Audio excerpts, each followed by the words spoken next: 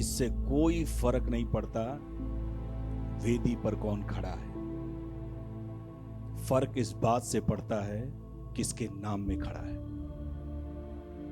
इसलिए अपनी आंखों को, अपने ध्यान को वेदी पे जो खड़ा है उस पर नहीं, जिसने उसको खड़ा किया है उसके ऊपर ध्यान रखें। निश्चय आप आशीष पाकर जाएंगे। सबसे पहले मैं परमेश्वर को हृदय की गहराइयों से धन्यवाद देता हूं इस आदर और सम्मान के लिए जो प्रभु के दास ने दिया। आज की सुबह हम परमेश्वर के दास और दासी दोनों मिलकर इस कलीसिया के लीडरशिप के अधीनता में अपने आप को लेकर आते हैं। और आज के दिन हम प्रार्थना मेरी है कि परमेश्वर जो कुछ उसकी मंडली की आवश्यकता है, जो हमारी आवश्यकता है, हम यहां सिखाने नहीं आए, आपके साथ सीखने आए। और इसीलिए मेरी प्रार्थना की आज के दिन परमेश्वर हम सबसे बातें करने पाए। मैं सारे प्रभु के दासों का, आदरणीय प्रभु के श्रेष्ठ दासों का सम्मान करता हूं और यीशु मसीह के नाम में उनका स्वागत करता हूं। सारे विश्वासियों का भी मैं यीशु के नाम में स्वागत करता हूं। मैं Emmanuel assemblies of God church Lucknow की ओर से, अपने परिवार की ओर से आप सबके लिए अभिनंदन और आदर और सम्मान लेकर आता हूं। और मेरा विश्वास यह है कि आज के दिन प्रभु अद्भुत करेगा। जिस समय आराधना हो रही थी मेरा दिल आनंद से भर रहा था, अद्भुत आराधना को देखकर। कल के दिन मैं वही सिखा रहा था, यदि जीवन में आप सच्ची अच्छी आराधना नहीं कर सकते तो आप कभी एक अगुवे नहीं बन सकते। सच्चा अगुवा बनने से पहले सच्चे आराधक बनना जरूरी है। सच्चे पास्टर बनने से पहले सच्चा आराधक बनना जरूरी है। सच्चे भविष्यवक्ता बनने से पहले सच्चा आराधक बनना जरूरी है। और मैं विश्वास करता हूं आराधना सौभाग्य है, आराधना करना सौभाग्य है। और जिस समय मैं आराधना कर रहा था, पवित्र आत्मा ने मेरे मन में एक बात को डाला कि आज की सुबह कुछ लोग यहां बैठे हैं। केक हमेशा दो चीजों से बनता है, शुगर और बेकिंग पाउडर। शुगर बहुत मीठा है, चीनी बड़ी मीठी है। बेकिंग पाउडर कैसा टेस्ट होता है? लेडीज बता सकती है बेकिंग पाउडर का टेस्ट कैसा होता है? कड़वा। लेकिन आपको पता है यदि केक को बनना है दोनों की आवश्यकता है। आज की सुबह कई लोग यहां बैठकर प्रभु से केवल एक ही चीज कह रहे हैं। जब तक शुगर की तरह सब कुछ मीठा था, वो कह रहे थे प्रभु तेरा धन्यवाद, तू कितना महान है। और जब अब परमेश्वर ने उनके जीवन में शुगर के साथ साथ थोड़ा सा बेकिंग पाउडर डाला, उनको समस्या होने लगी। प्रभु मेरे ही साथ ऐसा क्यों? मैं ही क्यों? मैंने क्या गलत किया था? मैंने ऐसा क्या कर दिया? मेरे ही साथ ऐसा क्यों? और आज उनके पास कई सवाल हैं। शैतान आपके जीवन में आपको टेम्प्ट करके, परीक्षा करके यह दिखा सकता है कि कितना बुरा आपके जीवन को और कड़वा वो बना सकता है। लेकिन परमेश्वर आपको टेस्ट करके इस बात को बता सकता, कितना भी उसने बुरा किया हो, मैं कितना अद्भुत उसके अंदर से उसकी बुराई को भी भलाई में कैसे बदल सकता हूं। इसीलिए हम उस परमेश्वर की सेवा करते हैं जो बुराई में भी भलाई को निकाल देता है। वो हमारी बुराई में भी भलाई को निकाल कर आता है। इसीलिए जब परमेश्वर टेस्ट करे, कभी भी अपना मन छोटा ना करे। हर टेस्टिंग के बाद में, कल के दिन मैं पढ़ रहा था, मनुष्य आपको अवार्ड दे सकता है, परमेश्वर आपको रिवॉर्ड देने के लिए तैयार है। मनुष्य आपको केवल पुरस्कार दे सकता है, परमेश्वर आपको प्रतिफल दे सकता है। और आज की सुबह जिसके पास मैं और आप आए हैं, वो अवार्ड नहीं देता है, वो रिवॉर्ड देने वाला परमेश्वर। इसलिए उसने अब्राहम से कहा, मैं तेरी ढाल और तेरा बड़ा प्रतिफल हूं। छोटा नहीं, बड़ा प्रतिफल हूं। और बाइबल कहती है वो अपने भय मानने वालों को, चाहे भली चाहे बुत, गुप्त, सारी बातों का प्रतिफल देने वाला परमेश्वर है। अपने बच्चों को प्रतिफल देने वाला परमेश्वर है। मैं आने से पहले मुझे थीम बताया गया कि अबाइड इन क्राइस्ट के ऊपर अगर आप प्रचार करें मसीह में बने रहने के विषय में, अगर आप प्रचार करें और सिखाएं तो बहुत अच्छा होगा। और ये मेरा फेवरेट सब्जेक्ट है, मसीह में बने रहना, क्योंकि दुनिया में कुछ है ही नहीं जिसमें हम बने रह पाए। इस दुनिया में आप देख लीजिए, बचपन से लेकर बुढ़ापे तक कितने लोगों ने आपसे वादा किया होगा कि जिंदगी भर हम तुम्हारे साथ बने रहेंगे। जितनों ने सबसे बड़ा वादा किया था, सबसे बड़ा धोखा भी उन्हीं ने दिया। लेकिन आज की सुबह मैं आपसे एक बात कहना चाहता हूं, पवित्र आत्मा में होकर, यदि किसी के जीवन में भी अपनों के द्वारा आप धोखा खाए, चोट खाए, आज की सुबह एक बात को समझ जाए, इसको परमेश्वर ने ही अलाउ किया है, क्योंकि वो व्यक्ति आपके जीवन में एक काम कर रहा था। वो जॉब भी हो सकता है, बिजनेस भी हो सकता है, रिलेशनशिप भी हो सकता है, कुछ भी हो, फ्रेंड भी हो सकता है। आपको पता है परमेश्वर ने उसको क्यों निकाला? आप कह रहे शैतान ने निकाला, आप उसको कोस रहे बैठ के, बट मैं आज की सुबह आपसे कह रहा हूं परमेश्वर ने ही उसको आपके जीवन से दूर किया। पता क्यों? जिंदगी में कुछ लोग आपके जीवन में केवल कुछ समय के लिए आते हैं, उनकी यात्रा यहीं तक थी। अगर वो पूरी जिंदगी आपके साथ रहते, आप कहीं के ना रह जाते। और उन लोगों ने एक काम किया, इसलिए परमेश्वर ने उनको आपके जीवन से सारी चीजों को दूर किया, क्योंकि वो चीजें आपके जीवन से आपको पता भी नहीं, आपके परमेश्वर से आपको दूर कर रही थी, उसके दर्शन से आपको दूर कर रही थी, उसके अभिषेक से आपको दूर कर रही थी, उसकी बुलाहट से आपको दूर कर रही थी, उसकी संगति से आपको दूर कर रही थी, उसकी आत्मा से आपको दूर कर रही थी, उसकी योजना और इच्छा से आपको अलग कर रही थी। इसलिए परमेश्वर ने उनको अलग कर दिया। और आज की सुबह खुश होइए, आनंद मनाइए कि प्रभु ने उनको आपके जीवन से दूर कर दिया, क्योंकि एक बात को याद रखिएगा, यीशु से ज्यादा अपनों से धोखा खाना कोई नहीं जानता। उसके खुद के चेले ने 30 चांदी के सिक्कों में उसको बेच डाला। जिसने साथ में जीने मरने की कसम खाई, उसी ने परमेश्वर की शपथ खा के 3 बार उसका इनकार कर दिया। उसके बाद भी उसने आकर उससे एक सवाल पूछा, क्या तुम मुझसे प्रेम करता है? इन सब बातों से बढ़कर मुझसे प्यार करता है। आज की सुबह प्रभु आपसे एक बात पूछ रहा है, पवित्र आत्मा आपसे एक सवाल पूछ रहा है। ये सच है, मैंने जिस चीज को हटाया उसके लिए तुझे दुख बहुत, चोट बड़ी गहरी तुझे लगी, लेकिन मुझे एक बात बता, इन सब बातों से बढ़कर भी क्या आज भी तुम मुझसे प्रेम करने के लिए तैयार है? अगर तैयार है, यीशु आपसे एक बात कहता है, मैंने तेरे लिए सेवा को तैयार किया।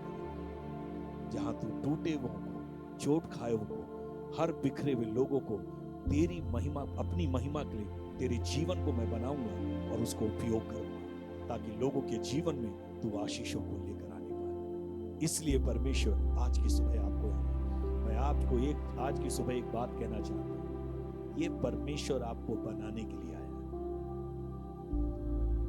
This God call you to build you, not break you. ये आपको बनाने के लिए आया है, लेकिन ये उन्हीं को बनाएगा जिन्होंने अपने आप को बनने के लिए सौंपा, बाकी किसी को नहीं। He will never ever force you. वो कभी आपके साथ जबरदस्ती नहीं करेगा। चॉइस इज योर्स, चुनाव आपका है, ये आप जाने आपको क्या करना। आइए हम सीधे परमेश्वर के वचन में चलते हैं। यूहन्ना रचित सुसमाचार उसका 15वां अध्याय और उसका पहला पद। Gospel according to John chapter 15 verse 1, उसके पहले पद को हम लोग पढ़ेंगे।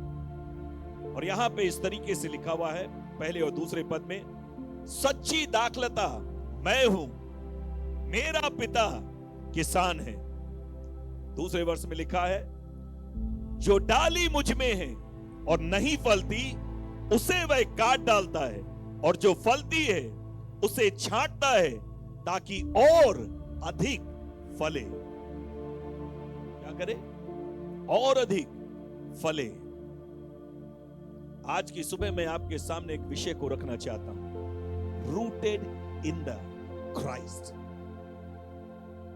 मसीह यीशु में जड़ पकड़ना। और मैं विश्वास करता हूं इस बात के लिए कि परमेश्वर ने हम में से किसी को भी इसलिए नहीं बुलाया कि हम ओकेशनली जुड़े,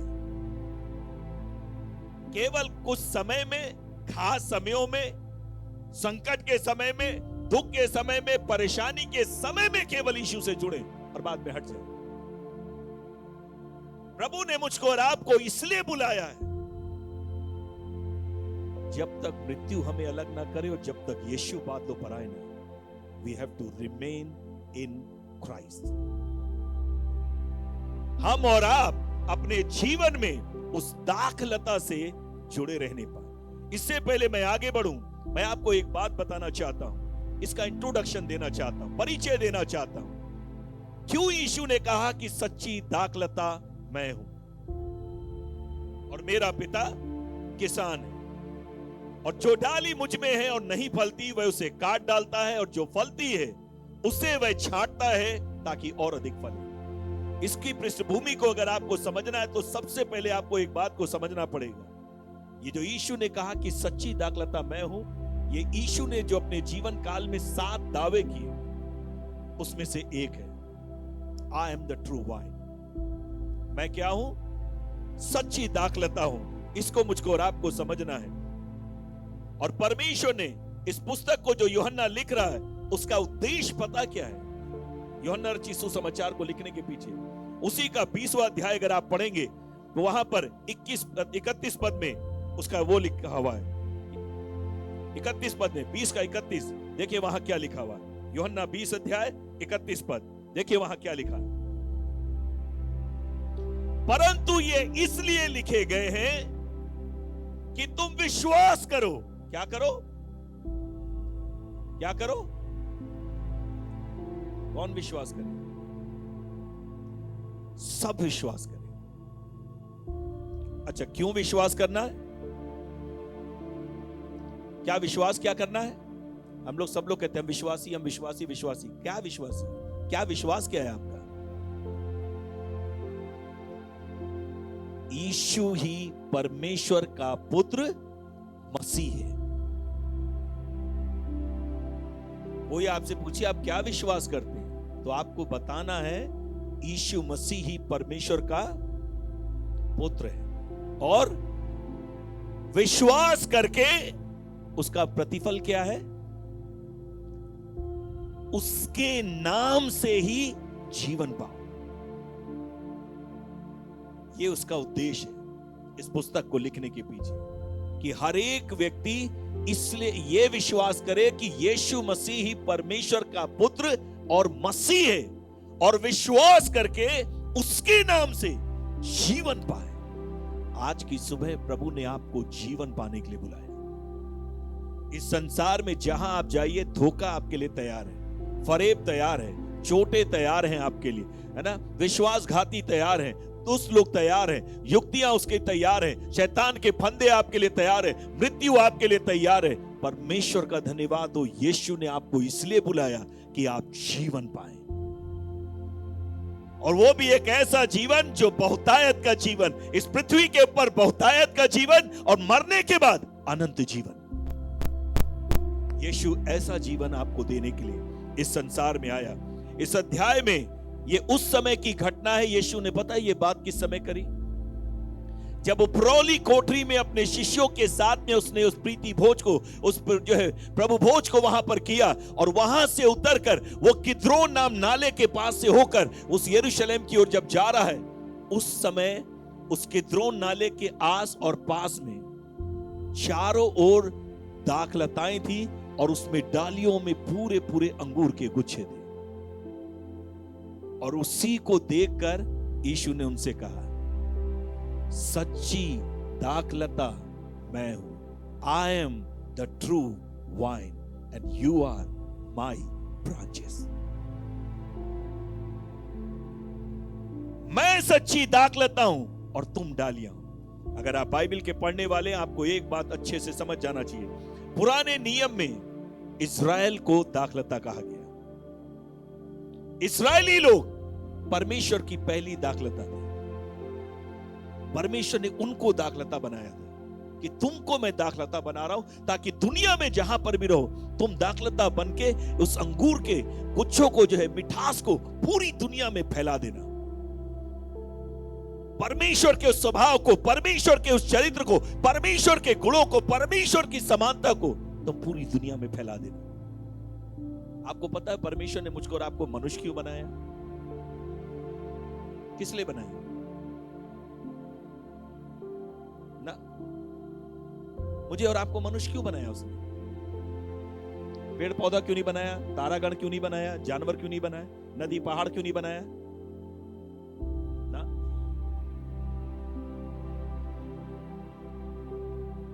एक ही काम करने के, उसके स्वरूप और उसकी समानता को पूरी दुनिया में लेके चलने के। We are the carrier of image of God and likeness of God. परमेश्वर ने हमको और आपको इसलिए बुलाया मसीह यीशु में, पूरी दुनिया में जहां पर भी जाएं लोग हमारे जीवन से यीशु के स्वभाव को और यीशु की समानता को देखने पाए। और यही बात तो परमेश्वर का वचन बड़ी सफाई से इस बात को बताता है। रोमियो की पत्री के 8 अध्याय में 28 पद में क्या लिखा है? 8 का 28 में, परमेश्वर से प्रेम करने वालों के लिए सारी बातें मिलकर भलाई को उत्पन्न करती हैं, जो उसकी इच्छा के अनुसार बुलाए गए। और 29 पद में क्या लिखा है? क्योंकि जिन्हें उसने पहले से ही जान लिया है, उन्हें पहले से ठहरा दिया है कि उसके पुत्र के स्वरूप में, ताकि वो सब भाइयों में पहलौठा ठहरे। Why God has called you? Be like Jesus. उसके पुत्र की समानता में होने के, इसलिए हम बुलाए गए। यही बात इस्राएलियों को उसने इसलिए दाखलता बनाया था ताकि वो दुनिया में जहां पर भी रहें, जहां पर भी जाए, जो भी उनको देखे, वो एक बात को समझ जाए, यहोवा कौन है, उसका स्वरूप क्या है, उसकी समानता क्या है। लेकिन आपको जानकर ताज्जुब होगा, इस इस्राएल ने, ये एक ऐसा खेत था जो बड़ा फलदायक था इस्राएल, लेकिन थोड़े ही समय के बाद ये अपने उद्देश्य को भूल गया। They forget the purpose of God in their life. अपने जीवन में वो परमेश्वर के उद्देश्य को भूल गए, और उसके बाद में वो इसको भी भूल गए कि परमेश्वर ने कितने किसानों को भेजा। और जब इनको भूल गए तो इन्होंने एक काम किया, तब उस किसान ने एक काम किया, दूसरे बीज बो दिए। इनकी जगह दूसरे स्थानों में जाकर बीजों को बो दिया। और परमेश्वर ने एक काम किया, अपनी बड़ी दया और करुणा से संसार से प्रेम करके अपने इकलौते पुत्र यीशु को दे दिया।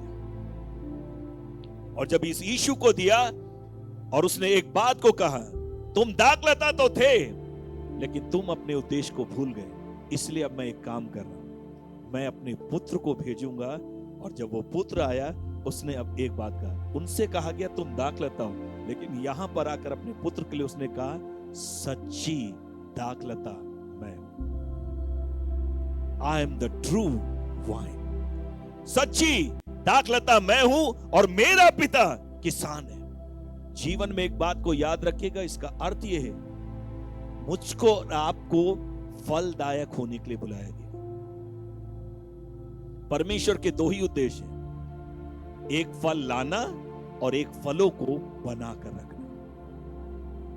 आज बहुत से लोग अपने जीवन में एक बात को चूक जाते हैं, कैसे आप इस जड़ में या इस दाखलता में बने रहेंगे? How you can be rooted in Christ और इन द वाइन। सबसे पहली बात, the first thing, your personal testimony.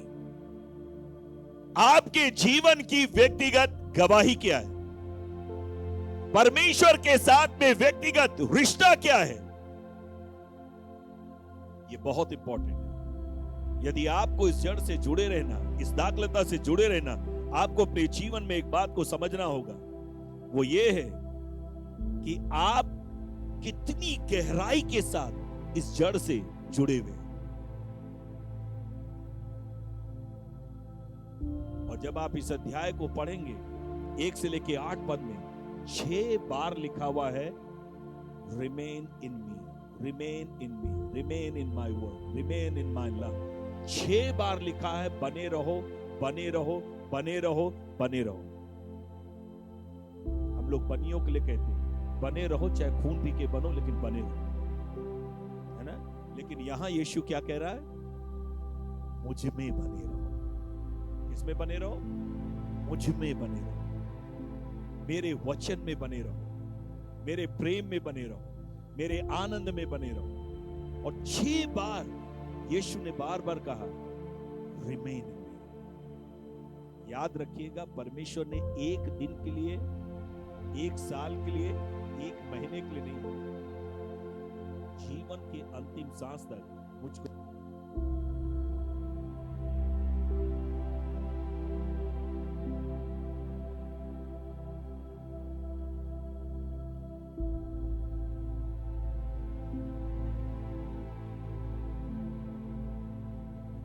जुड़ा रह सकता।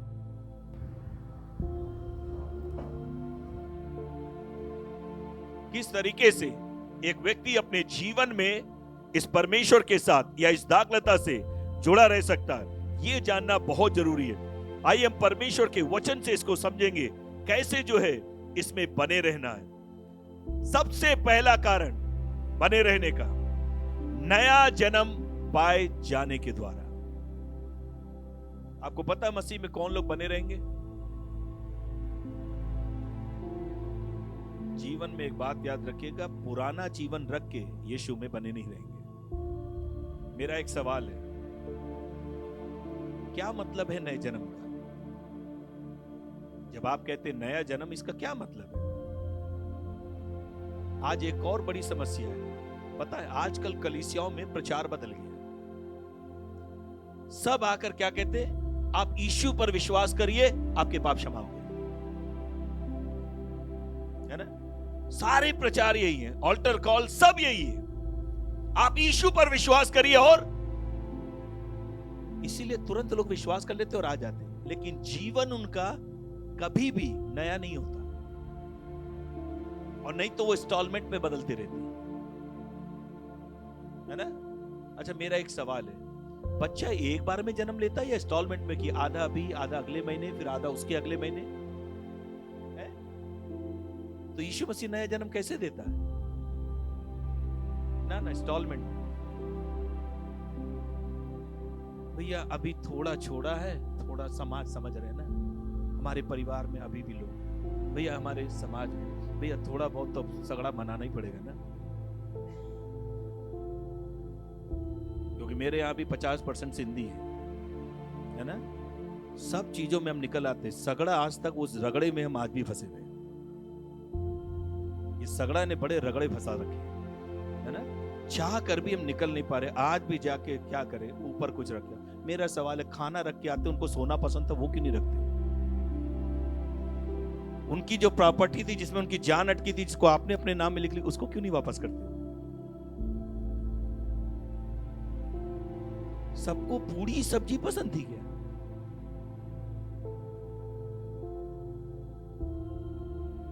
उनको घर भी पसंद था, जिसको आपने ले लिया, दे दो उसको।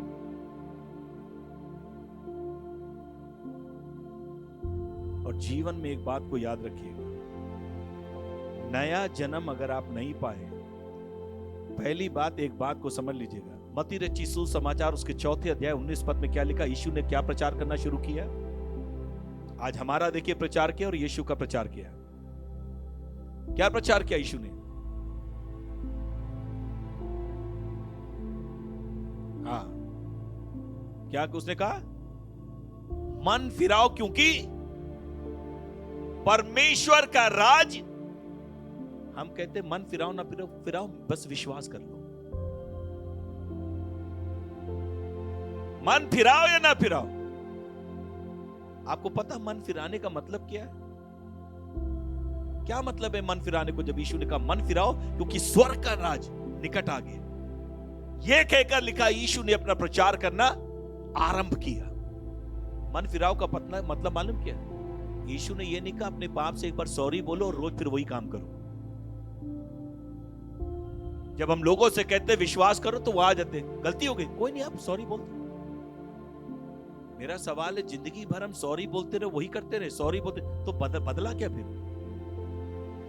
तो ये जो दूसरा कुरिन्थियों 5:17 में लिखा, जो कोई मसीह यीशु में है वो नई सृष्टि है, पुरानी देखो सारी बातें बीत गई, देखो सब की सब नई हो गई। वो कहां है? वो किसके लिए फिर? आज कलीसिया में लोग विश्वासी बन चुके हैं, कलीसिया से जुड़ गए हैं, संस्था से जुड़ गए हैं, पास्टर से जुड़ गए हैं। समस्या यह है प्रभु से अभी तक नहीं जुड़े। चर्च आना बड़ी बात नहीं है, मसीह में आप पूरी तरह आए या नहीं ये इंपॉर्टेंट है। मन फिराव का मतलब यह नहीं कि सॉरी बोलो फिर वही काम करो। मन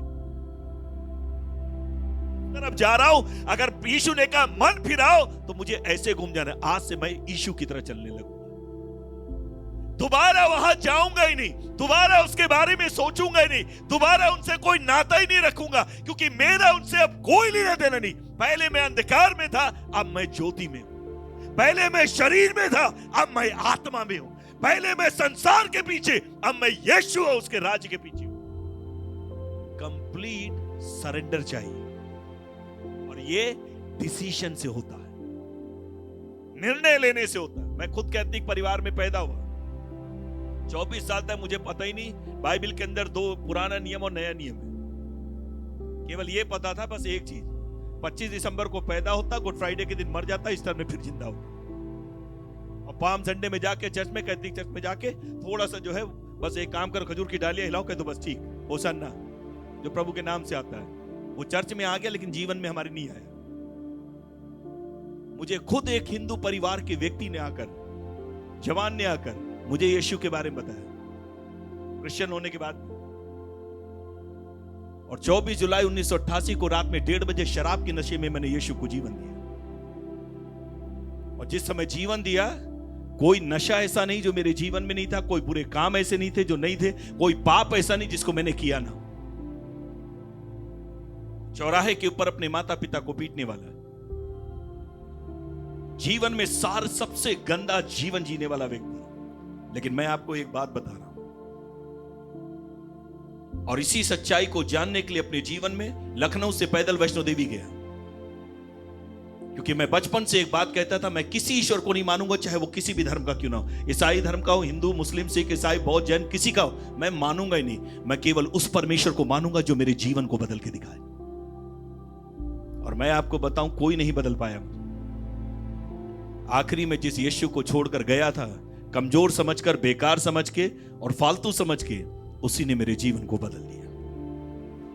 रात में 1:30 बजे शराब के नशे में 5 लाइन की प्रार्थना बोली गई, 2 लाइन की प्रार्थना की, यीशु मसीह सामने आकर खड़ा हुआ, जैसे ही छुआ उसी सेकंड में सारा नशा, सारा पाप, सारी बुराई, सारा मारपीट, सारा गाली गलौज सब खत्म, चैप्टर क्लोज। और वो दिन है और आज का दिन है, परमेश्वर ने दोबारा उन कामों को करने नहीं दिया। मैं इसलिए कहता हूं, दुनिया की क्षमा में सारे धर्मों की और यीशु की क्षमा में एक अंतर है। वो हर बार क्षमा पाते हैं, नहा के, धो के, तीर्थ स्नान करके, दान दे के, पुण्य दे के, सब क्षमा पाते हैं, फिर जाके वही करते हैं। लेकिन यीशु की क्षमा में मालूम है क्या ताकत है? खाली वो माफ नहीं करता आपको, उसके बाद आपको सामर्थ देता कि दोबारा जीवन में कभी उस पाप को ना कहना। हर पाप से ना कहने की सामर्थ केवल यीशु देता। इसीलिए जो यीशु में आता है वो धर्म नहीं बदलता है, मन बदलता है, सोच बदलता है, स्वभाव उसका बदलता है, मानसिकता उसकी बदलती है, और मसीह यीशु में वो नया हो जाता है। इसलिए लोगों को हजम नहीं होता। अब हमारे साथ पी नहीं रहा है, अब हमारे साथ पत्ते नहीं फेंट रहा, अब हमारे साथ में नशा नहीं कर रहा, अब हमारे साथ में कॉलेज के सामने नहीं खड़ा हो रहा, अब हमारे साथ में किसी को लेटर नहीं दे रहा, अब हमारे साथ में किसी को गंदी कहानियां, चुटकुले नहीं सुना रहा। इसलिए उनको तकलीफ है। जीवन में एक बात को याद रखिएगा, नया जन्म का अनुभव बहुत जरूरी है। क्योंकि अगर आपने उद्धार पाया ही नहीं, नया जन्म पाया ही नहीं, देखिए बाइबल कहती है 2 जन्म है। इसी यूहन्ना की पुस्तक को जब आप पढ़ेंगे, उसके 3 अध्याय को, वहां यीशु ने बताया, और उस अध्याय को आप पढ़िए। यूहन्ना किताब से अच्छा कोई आपको नहीं समझा सकता उद्धार क्या है। पहले अध्याय को आप पढ़ेंगे, वहां पे लिखा सब कुछ परमेश्वर ने बनाया और उसके वचन के द्वारा बना और उसी के लिए बना। दूसरा अध्याय क्या कहता है? उसने चमत्कार किया, गलील के काना में दाखरस को क्या किया? पानी को क्या किया? दाखरस में बदल दिया। यीशु ने एक बात को दिखाया, मैं किसी भी चीज के स्वभाव को बदलने की सामर्थ रखता हूं। किसी भी चीज को बेस्वाद जीवन में के अंदर स्वाद को पैदा करने की सामर्थ रखता हूं। और उसने बताया, मैं विश्वास करने वालों के लिए मैं एक काम कर सकता हूं, उनके स्वभाव को बदल सकता हूं। कुछ भी स्वभाव आपका क्यों ना हो, कितना भी बेस्वाद आपका जीवन क्यों ना हो, कितना भी कड़वा क्यों ना हो, कितना भी बेकार क्यों ना हो, कितना भी सस्ता क्यों ना हो, हमेशा घर के बाहर ही रहते हो, आप समाज के बाहर रहते हो, अपनों से बाहर रहते हो। यीशु ने कहा, मैं ऐसा करूंगा, समाज के जो सबसे बड़े लोग हैं वही तुमको बुला कहेंगे, जिंदगी में हमने ये वाला चीज नहीं चखा। वो ऐसा स्वाद आपके अंदर पैदा करता है। तीसरे अध्याय में उसने एक बात को बताया, धर्म के काम करके भी आप पापी हो सकते हैं।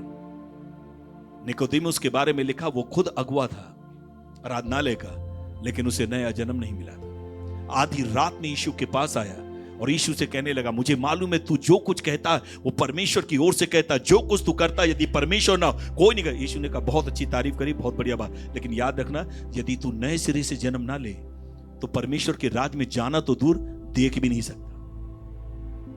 अच्छा, कितने लोग स्वर्ग जाना चाहते हैं? कोई नहीं, तो फिर यहां का के लिए टाइम वेस्ट कर रहे हैं? अच्छा, कितने लोग स्वर्ग जाना चाहते हैं? तैयार लोगों के लिए स्वर्ग है, क्षमा पाए हुए लोगों के लिए स्वर्ग है, पवित्र जीवन जीने वालों के लिए स्वर्ग है, धार्मिकता के साथ में रहने वालों के लिए, साथ में जीने वालों के लिए स्वर्ग का राज्य है। पापियों के लिए स्वर्ग नहीं है। अच्छा, कितने लोग विश्वास करते हैं ये वाला स्टेटमेंट बिल्कुल सही है, यीशु मसीह पापियों से प्यार करता है लेकिन पाप से नफरत करता है? झूठा स्टेटमेंट है। आप मुझे बताइए, यीशु मसीह नरक में किसको डालता? पाप को और पापी को। तो कहां पापियों से प्यार कर रहा? झूठ को डालता है या पाप को डालता है? पापियों को डालता है। नरक किसको भेजता है? नरक किसको भेजता है? पापियों। आप तो करे पापियों से प्यार करते हैं। कुछ चीजें बचपन से सुन सुन के हमारे दिमाग में बैठ गए, हाँ यही ऐसे ही है। मैं आपको बताऊं, यीशु मसीह, इसको समझ लें, पाप से भी घृणा करता है, पापियों से भी घृणा करता है, लेकिन जो पापी व्यक्ति पश्चाताप कर लेता है उसको वो आनंद करके उसको अपने राज्य में बुला लेता है। इसीलिए पश्चाताप जरूरी है, मन फिराव जरूरी है। Without repentance you can not inherit the kingdom of God. बिना मन फिराए आप पूरी जिंदगी यहां आओ और जाओ, आपका जीवन ऐसे ही रहेगा अगर आप यीशु में नहीं आए, यदि आपने नया जन्म नहीं पाया। आपको पता, कई लोग कहते बाइबल नहीं पढ़ पाते, हम प्रार्थना करते ही पता नहीं नींद आती है। बाइबल पढ़ो तो ऐसे लगता है लोरी सुन रहे है ना। कुछ लोगों को कहीं नींद नहीं आती, गोली खाते तब भी नहीं आती। चर्च आते जैसे ही पादरी साहब शुरू करते, सब बात में हां और आमीन। पूछो क्यों? ऊपर से क्या गवाही देते भाई साहब, जब भवन में आते हैं ना इतनी शांति मिलती है। एक काम करिए, जिंदगी भर यही रहिए। दूसरे शब्दों में आप बता रहे हो आपके घर के अंदर अशांति है, आपके घर की गवाही ठीक नहीं है। अगर ठीक होती, मेरा सवाल ये है, अगर यीशु केवल चर्च में मिलता है तो बाहर वाले जो हैं, जो उनको मंदिर, गुरुद्वारे और मस्जिद में केवल मिलते हैं, तो इसमें और इसमें क्या फर्क मिला? बाइबल कहती है इसलिए परमेश्वर हाथ के बनाए हुए मंदिरों में नहीं रहता, इन अंतिम दिनों में परमेश्वर एक ही मंदिर में रहता है जिसको उसने अपने हाथ से बनाया, वो मैं और आप हैं। इसलिए बाइबल कहती तुम जीवते परमेश्वर के मंदिर हो। परमेश्वर तुम्हारे बीच में चलता और फिरता है, तुम्हारे साथ वास करता है, विजिट नहीं करता, वास करता है ना। और अगर वास कर रहा है जहां मैं, अच्छा कितने लोग कहीं बाहर जाते समय दिल घर में रख के जाते हैं? कोई है? नहीं, कुछ लोग जाते हैं। अभी 14 फरवरी को कई लोग जाएंगे, है ना, चॉकलेट लेके, रोज लेके, है ना, टेडी बियर लेके, हार्ट लेके। मैं आपको पहले ही बता रहा हूं, वो अपना हार्ट नहीं दे रहा है, आर्टिफिशियल हार्ट दे रहा है आपको। कंफ्यूज मत हो जाना, यही है ना। हर एक रास्ते चलते जो आपको दिल फेंक के आपको कह they will you marry me, मैं आपको बता रहा हूं वो मैरी नहीं, आपको कैरी कर देगा। बिल्कुल भी इस धोखे में फंसे नहीं। हर एक जो मुझको और आपको प्रपोज करता है वो प्रभु की ओर से। और एक और बात, चर्च का भी व्यक्ति अगर प्रपोज करते इसका मतलब नहीं वो परमेश्वर की ओर से है ना, वो भी प्रभु की ओर से नहीं। हर चर्च का विश्वासी नहीं है आपके लिए। आपको परमेश्वर से पूछना है, प्रभु आपने किसको मेरे लिए रखा है। मैं आपको बताता हूं, मैंने मैरिज करने से पहले 3 प्रार्थना करी सालों। और क्या 3 प्रार्थना की पता है? क्योंकि मैं 9th क्लास फेल हूं, मैंने इसलिए परमेश्वर से एक प्रार्थना की। 7th क्लास में अपने नाम की स्पेलिंग सीखी, इसलिए मैंने प्रभु से प्रार्थना की। मेरी नजर में उस समय में सबसे बड़ी पढ़ाई किसी ने अगर ग्रेजुएशन किया, मैंने कहा प्रभु मेरी पत्नी मुझे ऐसी चाहिए जिसने ग्रेजुएशन किया हो।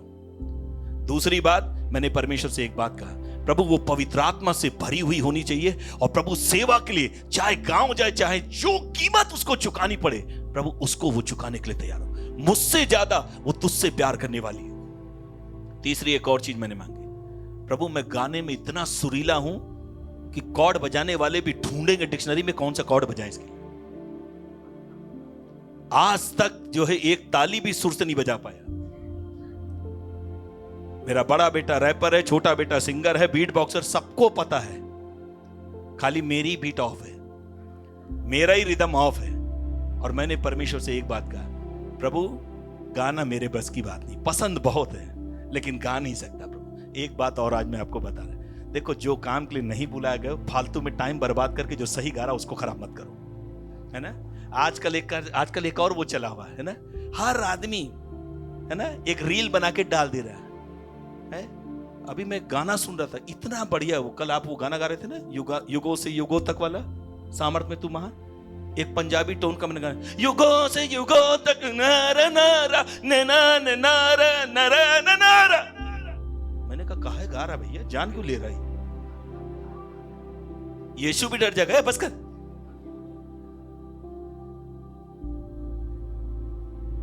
जिस काम के लिए नहीं बुलाए गए, मैं एक बात आपसे कह रहा हूं, प्लीज मत करिए। ये आजकल वैसे ही हो गया, आप किसी शादी फंक्शन में जाइए, प्रोफेशनल फोटोग्राफर उनको कोई खींचने नहीं देता। ये जो आर्टिफिशियल मोबाइल ले लेके फोटोग्राफर पैदा हो गए, ये आगे आगे जाके दूल्हा के रुको रुको दुल्हन की रुको रुको, हाँ है ना, सबसे पहले फेमस करने वाले लोग। ये जनरेशन ही ऐसी है, इंस्टाग्राम और फेसबुक वाली, व्हाट्सएप वाली। जीवन में एक बात याद रखिए, जिस चीज के लिए नहीं बुलाया गए मत करिए। मैंने प्रभु से कहा, प्रभु मेरी सेवा में मैं प्रचार कर सकता हूं, प्रार्थना कर सकता हूं, प्रभु आराधना मेरे बस की बात नहीं, पसंद बहुत है प्रभु। और मैं आज आपको बता रहा हूं, किसी को बताइएगा नहीं, जिस चर्च में मैं जाता था, पादरी के बगल में बैठता था, और वहां वो गाना शुरू करते, उसने वो पादरी साहब धीरे से, क्योंकि डायरेक्ट मुझे बोल नहीं पाते थे कभी, तो वो एक काम करते थे, मेरे चर्च के जो एल्डर लोग थे वो लोग मुझे आकर, बेटा तुम अच्छी बात है प्रभु के लिए गाते हो, चिल्ला के गाते हो, बेटा थोड़ा धीमे गाया करो, पादरी साहब का भी सुर भटक जाता।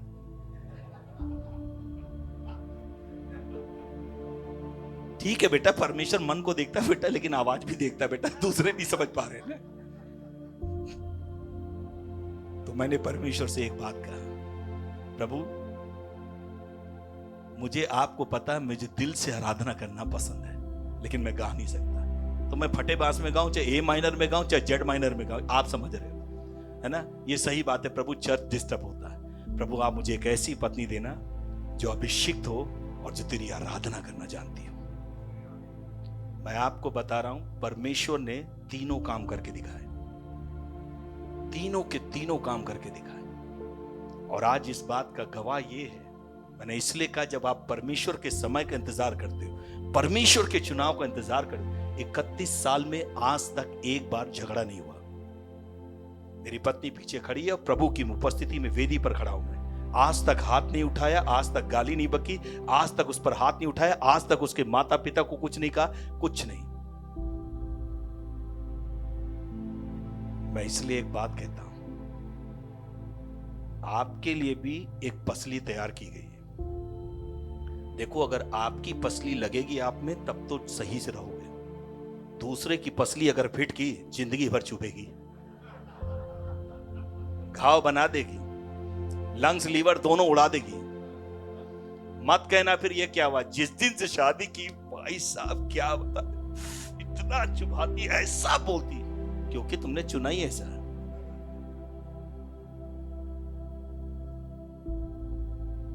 और प्रभु की महिमा के लिए कहता हूं, 31 साल हो गए, आज भी परमेश्वर ने उसी प्यार को, उसी सम्मान को और उसी जलन को आज तक बनाकर रखा। और इसी की सहायता से परमेश्वर ने साथ में मैं हमेशा कहता हूं, परमेश्वर के बाद अगर किसी ने मेरे जीवन में सबसे ज्यादा मुझे साथ देकर मुझे यहां तक पहुंचाया है, वो मेरी पत्नी है। उसकी वजह से परमेश्वर ने मुझे पहुंचाया। और ये क्यों हुआ पता है? क्योंकि मैंने परमेश्वर से एक बात कहा, और जितने लोग शादी करना चाहते हैं, माता पिता आपसे भी कह रहा हूं, हाथ जोड़ के नम्र निवेदन है, गोरी होनी चाहिए, सबको गोरी चाहिए, है ना? बाल काहे काले चाहिए? फिर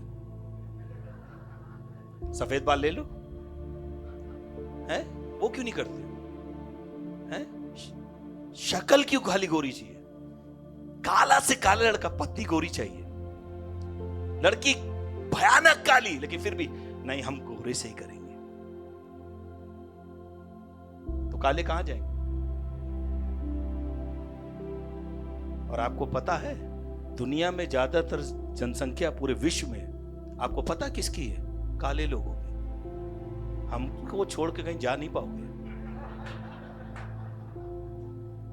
और आपको पता है, यीशु मसीह को काले लोग ज्यादा पसंद थे, इसलिए वो यूरोप में नहीं, एशिया में पैदा हुआ, जहां काले लोग होते। आपसे ज्यादा मुझसे प्यार करता है। अब ये आपकी समस्या क्यों नहीं करता है? और मैं हमेशा एक बात कहता हूं, हमारे ही अंदर एक ताकत है, कोई रंग हमको बदल नहीं पाया, लेकिन हम जिस रंग में चले गए उसको हमने बदल दिया है। और इसीलिए इन अंतिम दिनों में परमेश्वर, आप देख लीजिए, अफ्रीका कॉन्टिनेंटल से ऐसे ऐसे प्रभु के दासियों को उठाकर खड़ा करा, पूरी दुनिया के अंदर इतिहास बदल रहा।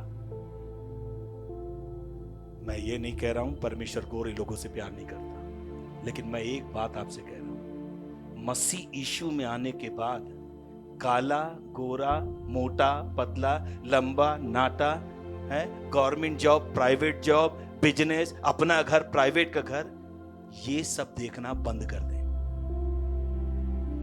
मैंने ऐसी ऐसी शादियां देखी है सिंधी समाज में जो करोड़ों की हुई, अफसोस 1 महीना नहीं चली।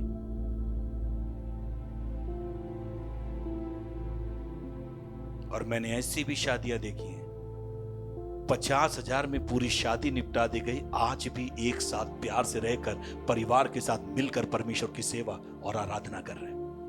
यदि घर को यहोवा ना बनाए, तुम्हारे रंग से घर नहीं बनेगा, तुम्हारी सुंदरता से घर नहीं बनेगा, तुम्हारे गवर्नमेंट जॉब से घर नहीं बनेगा, प्राइवेट जॉब से घर नहीं बनेगा, तुम्हारे जो है बिजनेस से घर नहीं बनेगा, तुम्हारे किराए के मकान से और अपने बिल्डिंग से नहीं बनेगा, किसी भी चीज से, तुम्हारी सेवा से भी नहीं। परमेश्वर अगर घर को बनाएगा तो उसके बनाने वाले का परिश्रम व्यर्थ नहीं होगा। और परमेश्वर उसी के घर को बनाएगा जिसने उसको अपना घर बनने दिया। इसको ध्यान रखना। तो आज के बाद, अच्छा, माता पिता भी कुछ ऐसे ही हो गए आजकल, भाई से जैसे इसको पसंद है वैसे लेके आइए। आपको पता है उसने किसको पसंद किया? असलियत पता चल जाएगी तो डर जाओगे, पैर की जमीन खिसक जाएगी, इसलिए मत करो। और मैं एक बात जो यहां बताने की कोशिश कर रहा हूं, यदि आपने नया जन्म पाया है, आपकी सोच बदलनी चाहिए। आपकी मानसिकता बदल देनी चाहिए। अगर मसीह में आने के बाद भी यही है, मैं आपको दावे से कह सकता हूं, पता है क्या, आप शरीर में अभी भी चल रहे हो, आत्मा में नहीं। अभी भी you are walking in the flesh, not in the spirit. क्योंकि बाइबल कहती है शरीर पर मन लगाओगे तो क्या होगा, मृत्यु, लेकिन आत्मा में मन लगाओगे तो जीवन और शांति मिलती है। ये आप डिसाइड करो आपको क्या चाहिए, ये आप डिसाइड करो आपको क्या चाहिए।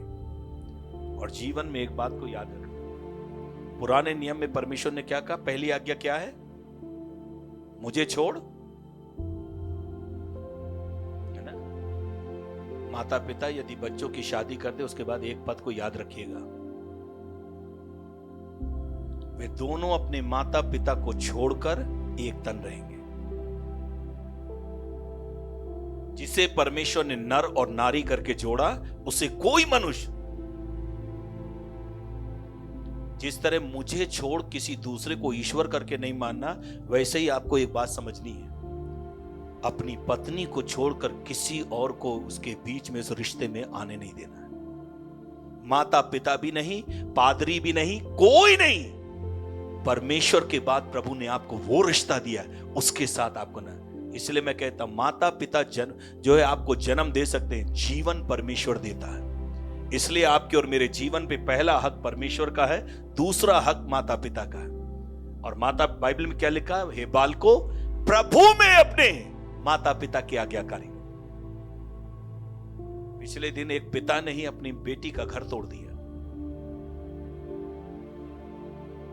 पत्नी की मृत्यु हो गई, बेटी की शादी करके भेज दिया था। एक बच्चा इतना बड़ा, अपनी बेटी को वापस बुलाया, कहा तुम वहां दुख उठाते, तुम यहीं आके रहो, हटाओ उसको, छोड़ो।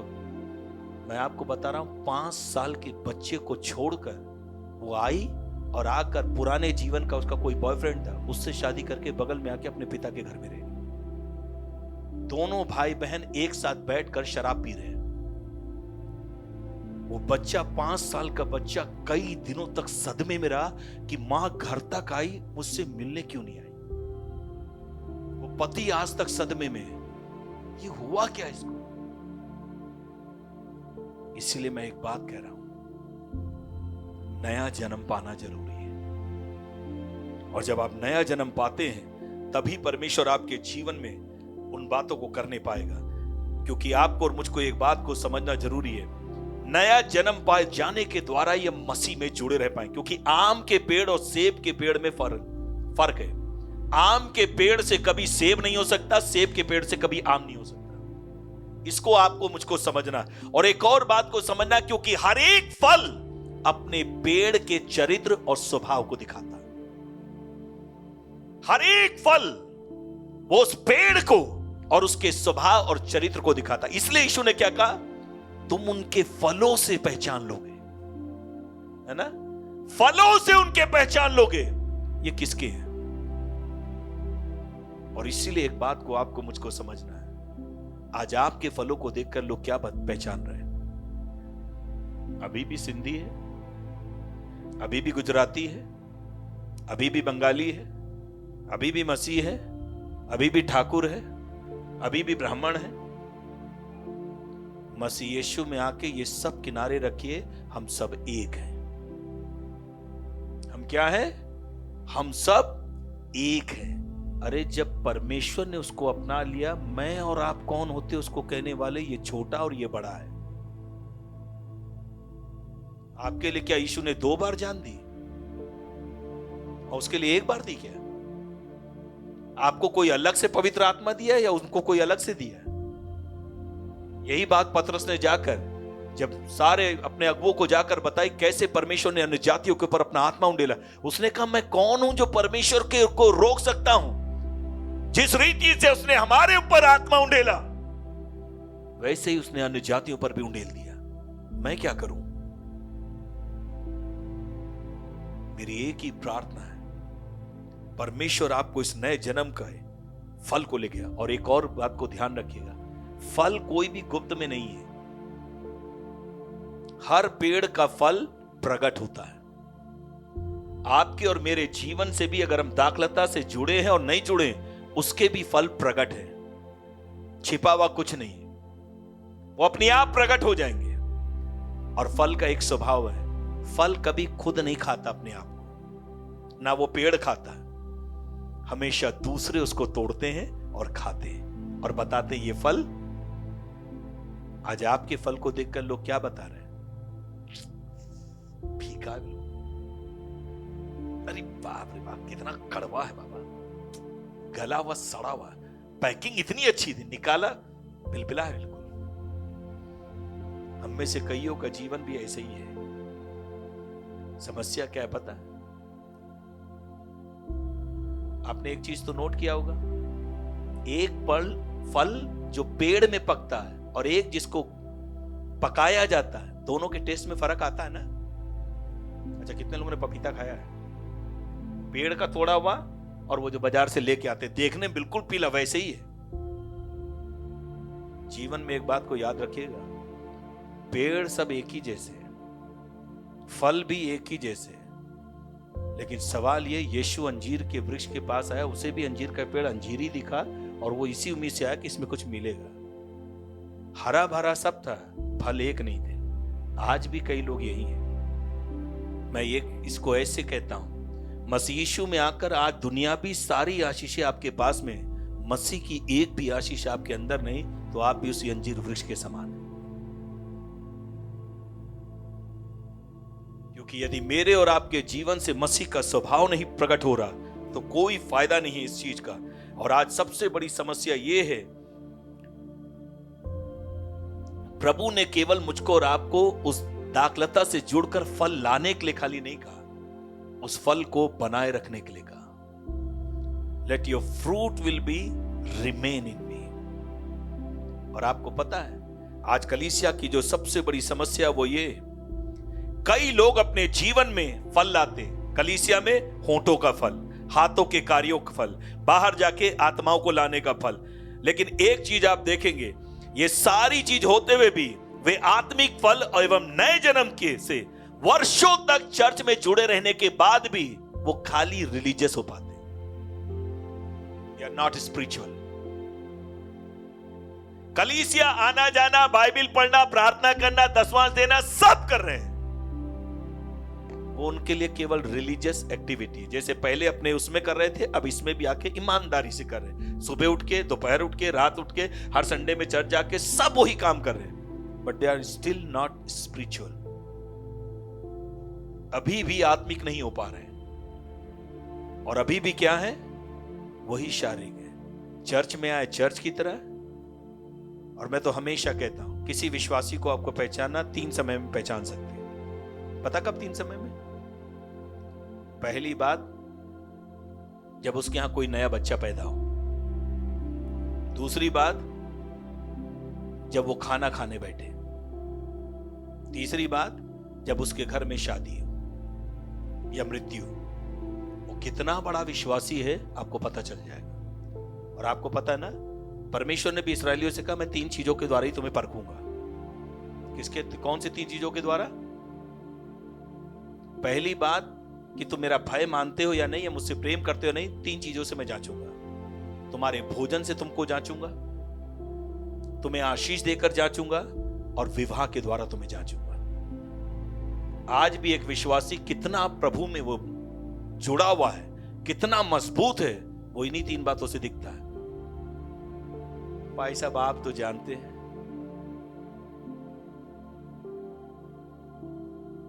ये विश्वास करने के लिए तैयार है। शादी के बाद हम पूरी तरह इसको प्रभु में ले आएंगे, है ना? कितने लोग आकर पादरी को समझाते हैं, क्या पता प्रभु की इच्छा हो ये तो।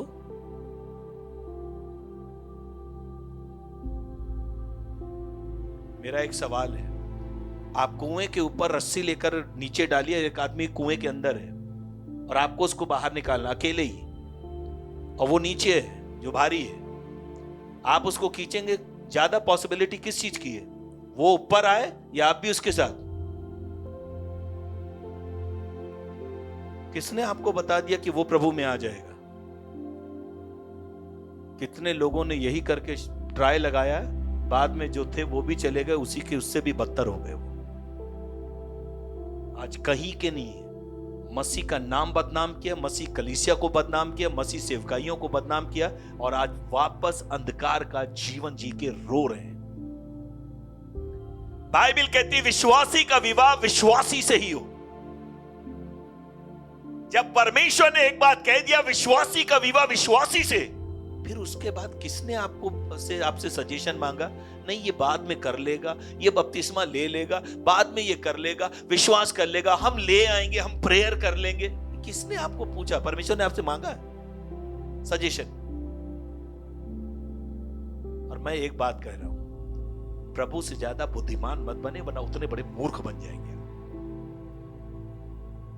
31 सालों में कईयों को जिनको हमने मना किया मत करो, आज कहीं के नहीं रह गए, लेकिन जितनों ने मान लिया, कुछ ना होते हुए भी परमेश्वर ने आज उनको सब कुछ बना दिया और आनंद से प्रभु के साथ चल। मैं आपको एक बात कहना चाहता हूं, कुछ भी फल लेकर आए, यदि परिवर्तित जीवन आपके अंदर दिखाई नहीं दे रहा, और यह तभी होगा जब आप लगातार जुड़े रहेंगे। एक कहावत सुनिए, लोग हमेशा क्या कहते हैं, इतना सब कुछ इसके पास हो गया, लेकिन आज भी क्या है, जमीन से जुड़ा हुआ। हमें जमीन से जुड़े लोग नहीं चाहिए, हमें प्रभु से जुड़े हुए लोग चाहिए, परमेश्वर के वचन से जुड़े हुए लोग चाहिए, परमेश्वर की आत्मा से जुड़े हुए लोग चाहिए, परमेश्वर की शिक्षा से जुड़े हुए लोग चाहिए। जमीन से जुड़े नहीं चाहिए। जो जमीन से जुड़े एक दिन जमीनी में चले जाएंगे। हम जमीन से जुड़े हैं, जमीन में जाएंगे केवल किराए के लिए। जैसे यीशु ने 3 दिन कब्र किराए के लिए, हम भी केवल किराए के लिए कुछ दिन के लिए जमीन में जाएंगे, क्योंकि हम जमीन से जुड़ के जमीन में नाश होने के लिए नहीं, लेकिन उठाए जाने के लिए तैयार होंगे। हम उठाए जाने के लिए बुलाए गए। और इसको आप पढ़ेंगे तो आपको एक चीज समझ में आएगा। सबसे पहली चीज, आपकी व्यक्तिगत गवाही। प्रभु में आने से पहले क्या था आपका जीवन, इसको बैठकर सोचिएगा। दूसरी बात, प्रभु में आने के बाद क्या बदलाव हुआ आपके जीवन में। तीसरी बात, प्रभु में जब आ गए हैं, आगे किस प्रकार का जीवन जीने का आपके अंदर इच्छा है, किस तरह का जीवन जीना चाहते हैं। आधा प्रभु में, आधा संसार में। कभी कभी चर्च जाना, कभी नहीं जाना, कभी बाइबल पढ़ना, कभी नहीं पढ़ना, कभी दुआ करना, कभी नहीं करना, कभी आराधना करना, कभी नहीं करना, कभी दशवां देना, कभी नहीं देना। ये या हमेशा। जीवन में एक बात को याद रखिएगा, जब तक आप जुड़े रहेंगे तब तक आप बने रहेंगे। क्योंकि जिस दिन डाली दाखलता से अलग होती, थोड़े ही समय के बाद क्या हो जाएगी। और मैं आपको 3 चीजें बता रहा हूं। प्रभु से जुड़े रहना, यानी उसके वचन से जुड़े रहना, ठीक है। दूसरी चीज, प्रभु ने जो आपको रिश्ते दिए हैं उससे सही से जुड़े रहना। तीसरी चीज, जो आत्मिक परिवार कलीसिया दी है उसके दर्शन के साथ जुड़े रहना। आप कहीं भी रहोगे, आप फलोगे, आप फलोगे। एक व्यक्ति ने आकर प्रभु के एक दास से कहा, भाई साहब मैं अपनी वाइफ से प्यार नहीं कर सकता, कतई नहीं कर सकता, बिल्कुल प्यार नहीं कर सकता। उसने कहा ना, इफिसियों की पत्री में लिखा है, पतियों अपने अपनी पत्नी से क्या करो, प्रेम रखो। कैसा प्रेम रखो? जैसा मसीह यीशु ने कलीसिया से प्रेम किया और अपने आप को दे दिया। कितने पतियों ने दे दिया अपनी पत्नी को? हम तो आज तक बैठे, अगली बार क्या लेके आएगी, घर जाएगी तो क्या किया? दे दिया। कितने लोगों ने मोबाइल का जो लॉक है दे दिया उसको, पत्नी को पता है। अच्छा, कितने लोगों ने बताया कि बैंक बैलेंस जो है, जो एफडी करी है, जितना जमा कर रखा दे दिया, बता दिया। आधे से ज्यादा पत्नियों को पता ही नहीं उनके पति की तनख्वाह कितनी है, आज तक उनका प्रॉफिट कितना है। सबसे यूनिवर्सल डायलॉग, तुम्हें खाने को मिल रहा ना, पहनने को मिल रहा ना, मुंह बंद रखो। वो तो नौकरानी को भी मिलता है, तो पत्नी और नौकरानी में क्या फर्क है? उसने कहा वो तो मुझे मालूम है लिखा, लेकिन सर मैं नहीं कर पाऊंगा। उसने कहा कोई बात नहीं, तो एक काम करो, दूसरी आज्ञा मैं बताता हूं। उस प्रभु के दास ने कहा, परमेश्वर के वचन में लिखा है, तू अपने पड़ोसी से किसके समान प्रेम कर?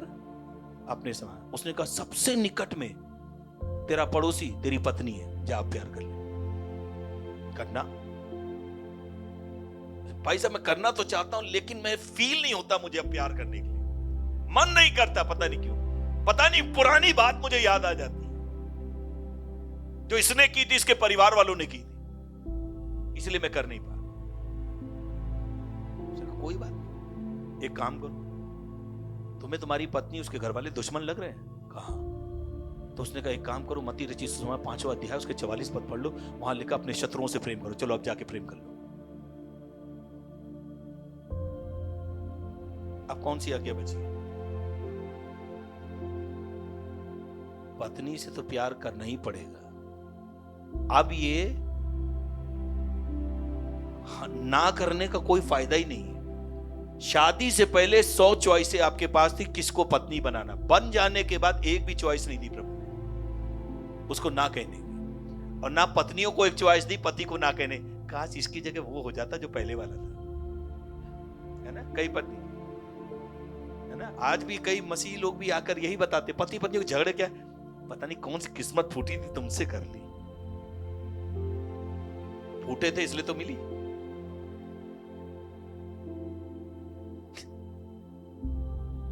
मसीह में आने के बाद भी यही। तुम्हें मालूम है कितना मुझे लोग चाहते थे, मैं कैसा लगता था। अरे शाहरुख खान लगते थे, अब तो कादर खान लग रहे। चुप बैठो।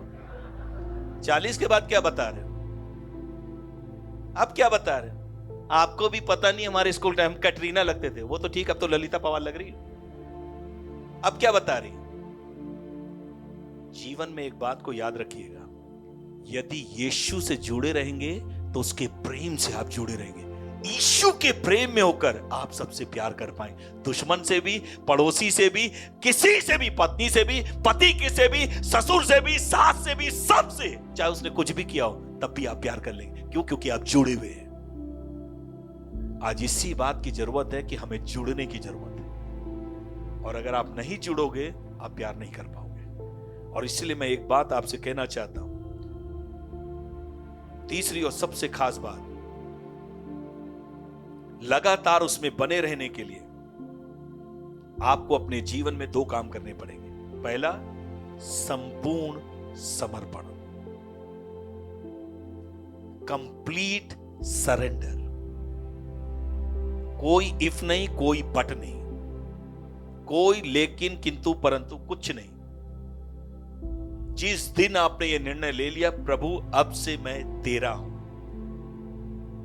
तेरे पीछे हो लिया, तुझे छोड़ अब किसी को नहीं, बस उस दिन के बाद कुछ नहीं। और जब आप इस निर्णय को लेंगे, बाइबल के अंदर 2 लोग हैं जो बड़े अद्भुत हैं।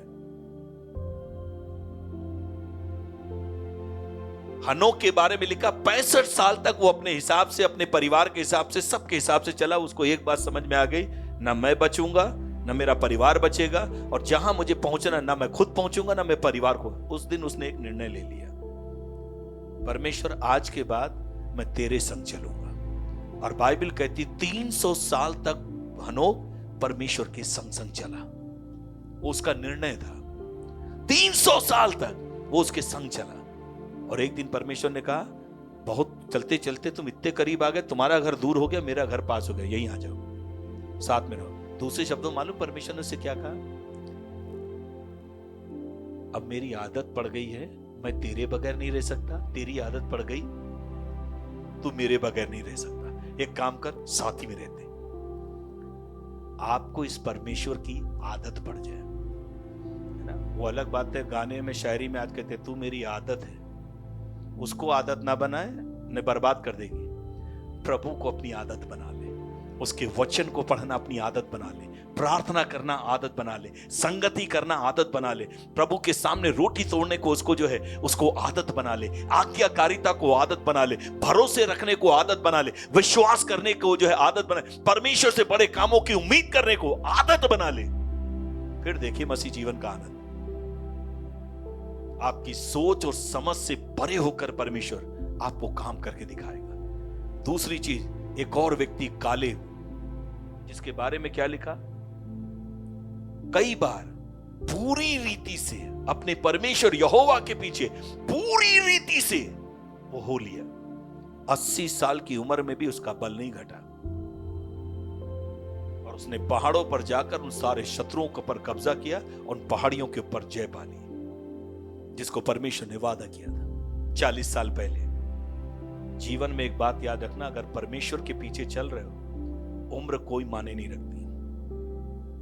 परमेश्वर 40 साल के बाद भी तुमको याद दिलाएगा, मैंने तुझसे जो प्रतिज्ञा की थी, आज भी तुझे उस प्रतिज्ञा को पूरा करने के लिए वही बल देने के लिए तैयार हूं, वही हिम्मत देने के लिए तैयार हूं। आज भी तू अपने शत्रुओं को नाश करके वापस जो मैंने तुझे दिया है उसे तू कब्जे में लेने के लिए तैयार है, ताकि तेरी पीढ़ियां धन्य होने पाए। और नए नियम में यीशु ने इसको ऐसे कहा, कम एंड फॉलो मी, मेरे पीछे हो लो। और लिखा, उन्होंने अपना सब कुछ छोड़कर उसके पीछे। इस जड़ से बने रहना है, इस दाखलता से बने रहना है, तो आपको एक काम करना, पादरी के पीछे नहीं, प्रभु के पीछे हो ले। प्रभु के पीछे हो ले, संस्था के पीछे नहीं, वो सब सेकेंडरी है। Always be faithful to them. प्रभु ने जो आपको जिस संस्था में रखा, जिस कलीसिया में रखा, परमेश्वर को 100 बार धन्यवाद दी। और आजकल एक बीमारी फैली हुई है, पता क्या, ये चर्च अच्छा नहीं, वहां म्यूजिक अच्छी, वहां चलो। अरे यहां पे बड़ी नीचे बिठाते, वहां चेयर में बिठाते। अरे वहां की म्यूजिक, अरे क्या म्यूजिशियन है वहां पर, यहां कितना देर तक आते, यहां खड़ा बहुत रखते, वहां पे बैठ के रखते। यहां पास्टर एक बार नहीं आता, उनके पास्टर हर बार आके वहां मीटिंग करते हैं। हमारे पादरी साहब एक भी भविष्यवाणी नहीं करते, वो जब खड़े होते कुछ ना कुछ बोलते हैं। आपके घर में आपके माता पिता बहुत सी चीज नहीं कर पाए, कितने लोगों ने अपना घर बदल लिया।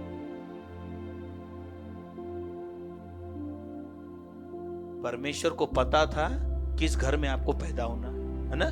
कितने लोग विश्वास करते हैं, मैं जिस परिवार में हूं ये परमेश्वर की इच्छा में है? तो ये गलतफहमी आपको कहां से आ गई कि जिस आत्मिक परिवार में प्रभु ने आपको रखा है, ये आपका नहीं, वो दूसरा वाला जहां ड्रम तेज बज रहा वो है आपका। आज कई अपने आत्मिक माता पिता को ऐसे ही बदल रहे हैं और आखिरी में कहीं के नहीं रहोगे, बैकस्लाइड होकर वापस चले गए। जीवन में एक बात को याद रखिएगा, जगह बदलने से रिजल्ट नहीं बदलता। स्कूल बदलने से बच्चे के रिजल्ट नहीं बदलने वाला, कोचिंग बदलने से कुछ नहीं होने वाला। एक ही काम है, जब पढ़ेगा तभी बढ़ेगा, है ना। पढ़ेगा इंडिया, पढ़ेगा पादरी, बढ़ेगा पादरी, पढ़ेगा विश्वासी, बढ़ेगा विश्वासी। मेरी एक ही प्रार्थना, इस इशू में पढ़ते चले जाए, जड़ पकड़ते चले जाए। और इसी बात को इफिसियों की पत्री में वो कहता, जो बातें तुमने मसीह में को ग्रहण किया, उन्हीं बातों में तुम जड़ पकड़ते चले जाओ और गहराई से जुड़ते जाओ, जब तक तुम मसीह यीशु के स्वरूप और समानता में, उसके डील डौल में एक होकर सिद्ध न हो जाओ, तब तक मैं जच्चा किसी पीड़ा उठाकर तुम्हारे लिए प्रार्थना करता रहूंगा। मेरी प्रार्थना की परमेश्वर इन दिनों में किसी मनुष्य से जुड़ने से ज्यादा आपको परमेश्वर के साथ जुड़ने में मदद करे, प्रार्थना के साथ जुड़ने में मदद करे, आराधना में जुड़ने के लिए मदद करे, वचन शिक्षा में जुड़ने के लिए मदद करे, गवाही देने के लिए आपको जुड़ने के लिए मदद करे, सेवकाई में आपको जुड़ने के लिए, दर्शन में जुड़ने के लिए आपको एक करने पाए। और मैं आपको दावे से कहता हूं, जब तक आप इस डाली के साथ में, इस दाखलता के साथ जुड़े रहेंगे, दुनिया की कोई ताकत नहीं, कोई आंधी, कोई तूफान, कोई भी सुनामी आपको बर्बाद नहीं कर पाएगी। क्योंकि एक बात को याद रखिएगा, डालियां जड़ को नहीं संभालती हैं, जड़ है जो डालियों को संभालती है। तो आप अपने जीवन को किसके हाथ में दे रहे हैं? अपनी ताकत से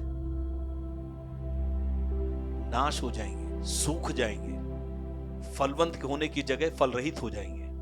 लेकिन जितना जुड़े रहेंगे उतना ही उसके अंदर से जीवन आपके अंदर आता रहेगा। जो मसीह में जुड़े हुए हैं, जड़ पकड़ रहे हैं, वो एक ही तरीका है। अक्सर लोग कहते हैं ऑर्डिनरी, परमेश्वर एक्स्ट्रा ऑर्डिनरी चाहिए। कुछ एक्स्ट्रा ऑर्डिनरी नहीं, पहले जो ऑर्डिनरी है उसको ईमानदारी से करो, है ना। प्रार्थना करना शुरू करो, है ना। प्रार्थना बढ़कर जीवन बढ़ाओ, वचन पढ़ना बढ़ाओ अपने जीवन में, आज्ञा मानना बढ़ाओ, पवित्र रहना बढ़ाओ, अलगाव का जीवन जीना सीखो, है ना। पाप को ना कहना शुरू करो, पवित्र जीवन बनने के बढ़ने के लिए अपने आप को, जीवन को सौंपो, है ना। आज्ञाकारिता में जीवो, समर्पण में जिया। मैं आपको बता रहा हूं, परमेश्वर आपको जैसे जैसे आप इन चीजों में बढ़ेंगे, आप एक बात को देखेंगे, आप अभिषेक में, फलों में, सेवकाई में, गवाही में, आशीषों में परमेश्वर आपको बढ़ाता चलेगा। क्योंकि जब आप मसीह को अपने जीवन से बढ़ाएंगे, मसीह आपको बढ़ाता हुआ चलेगा। यही उसका तरीका है। ताली दो हाथ से बजती है, दो हाथ से बजती है। प्रभु के प्यार में कोई कमी नहीं, कमी है तो हमारे जीवन। आइए आज की सुबह इस परमेश्वर से वादा करें, प्रभु मैं तुझ सच्ची दाखलता की डालियां बनकर तुझी में जुड़ा रहना चाहता हूं। I will always be abide in the root my God. ऊपर ही ऊपर नहीं प्रभु, मैं जड़ से जुड़ना चाहता हूं, ताकि जिंदगी भर प्रभु मैं संभले रहने पाऊं। एक पिता था, उसके पास उसके बच्चे को लेकर, छोटा बच्चा था, उसका बच्चा जवान हुआ, और जवान होने के बाद में उसने पिता से कहा, पापा पापा मुझे सफल होने के लिए कोई तरीका बताइए, मैं जल्दी सफल होना चाहता हूं। उसने कहा बिल्कुल बेटा, बड़ा आसान है। उसने 2 पौधे दिए, कहा बेटा जाओ इसको जाके लगा दो, एक घर के अंदर, एक सड़क के ऊपर, सड़क के किनारे। उसने जाके लगा दिया। पिता ने उससे पूछा, बेटा बताओ कौन सा फलेगा और ज्यादा फलेगा? उसने कहा पापा इसमें कौन सी बड़ी बात है, जो घर के अंदर लगा, क्योंकि समय पे आप पानी दोगे, खाद दोगे, सब कुछ दोगे, इसलिए वो बढ़ेगा। अच्छा, और कहा रोड वाला? कहना उसको तो कोई भी गाय भैंस खा के चली जाएगी, कोई जानवर चल जाएगा, कोई बच्चा डाली तोड़ देगा, कोई कुछ कर देगा, कुछ कर देगा, है ना। आंधी तूफान आएगा, ये आएगा, वो आएगा, है ना। दीवार कुछ नहीं है, कोई उसके आगे पीछे कुछ नहीं, इसलिए वो बर्बाद हो जाएगा। 5 साल के बाद बेटा लौट के आया पढ़ाई करके, और जैसे ही खत्म होगा, पापा ने पूछा क्या हुआ बेटा? कहले पापा जो घर में देखिए कितना फला है, देखिए कितना सुंदर पेड़ बना हुआ है छोटा लेकिन फल देखिए कितने ढेर सारे हैं। उसने कहा हाँ बेटा।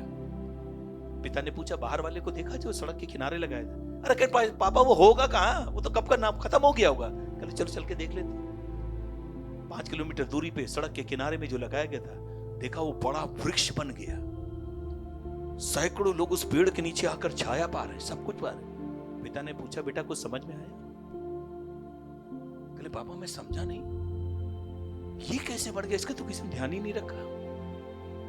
पिता ने एक छोटे से लफ्जों में समझा दिया, जब तक अपने घर के अंदर कंफर्ट जोन में रहोगे, जिंदगी भर केवल सीमित दायरे में ही बढ़ोगे। लेकिन जिस दिन अपने घर से विश्वास से बाहर निकलोगे, कलीसिया से विश्वास से बाहर निकलोगे और जाकर सेवा शुरू करोगे, अपने जीवन में नौकरी व्यवसाय को शुरू करोगे, सारी आंधी तूफान तुमको उतना ही मजबूत बनाएगी। और उसके लिए तुम्हारे लिए सीमित दायरा नहीं है, तुम्हारे लिए पूरी जगह खाली, जितना मर्जी हो फैलना हो, बाएं दाएं आगे पीछे उतना तुम फैलो, तुम्हें कोई रोक नहीं पाएगा। और तुम एक ऐसा वृक्ष बनोगे जो बहुतों को संभालेगा। आप में से कई लोग प्रभु के हाथों में इस्तेमाल होना चाहते हैं, लेकिन घर से कदम बाहर नहीं निकालते।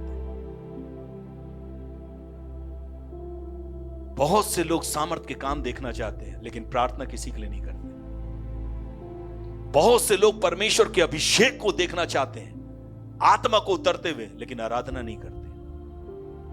बहुत से लोग अपने जीवन में फाइनेंस में ऊपर आना चाहते हैं, लेकिन परमेश्वर को जो उसका 10वां हिस्सा वही नहीं दे पा रहे।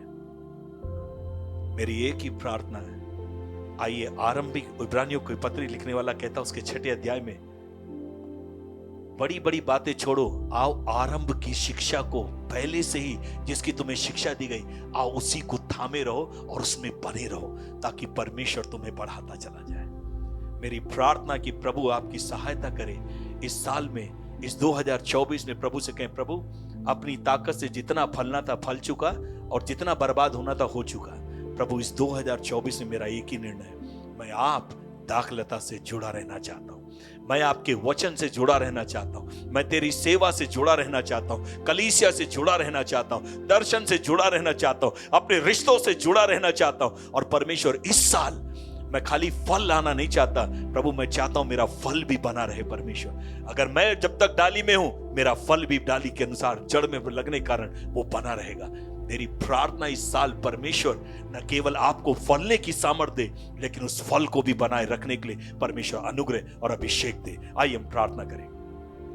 महान परमेश्वर, मैं यीशु के नाम में आपको धन्यवाद देता हूं आज के दिन के लिए और इस सुंदर समय के लिए।